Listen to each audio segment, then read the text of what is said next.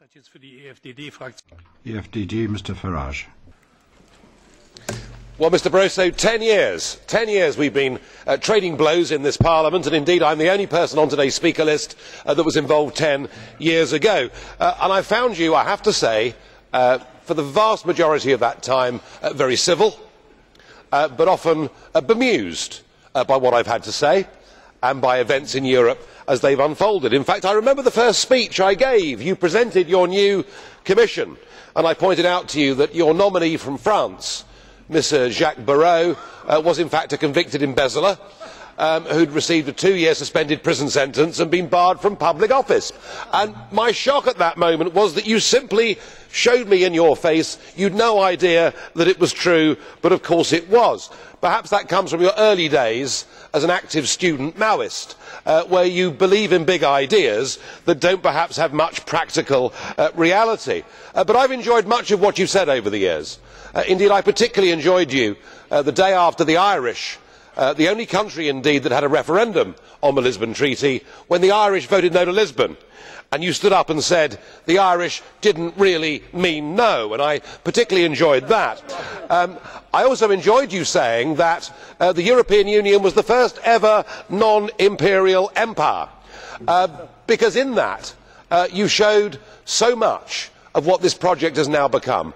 I don't think anybody doubts that those that got together in the 1950s after 2 ruinous world wars with the genuine intention of getting the French and Germans to sit round the table, talk together and trade together. No one doubts that was the right thing to do, but it's morphed and changed into something else.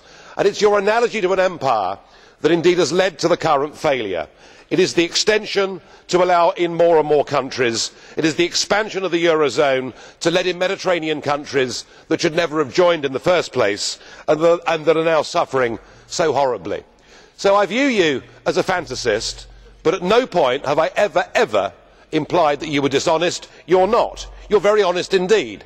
I remember you telling Martin Callanan, who led the Conservative group here for some time, as the Conservative Party under David Cameron's leadership became more Eurosceptic with each British parliamentary by-election, and you telling Martin Callanan, look, don't try and be like UKIP, because actually the voters will go for the real thing, and you were right, we won the European elections. But thank you for last Sunday, thank you for appearing on British television, thank you for confirming that the real fantasist isn't you, it's David Cameron, the British Prime Minister, who pretends that we can restrict free movement and remain members of the European Union. You made it clear that he was wrong, he was deceiving the British people, and you made it clear that you were the boss and not him. And for that I thank you and wish you a very happy retirement indeed.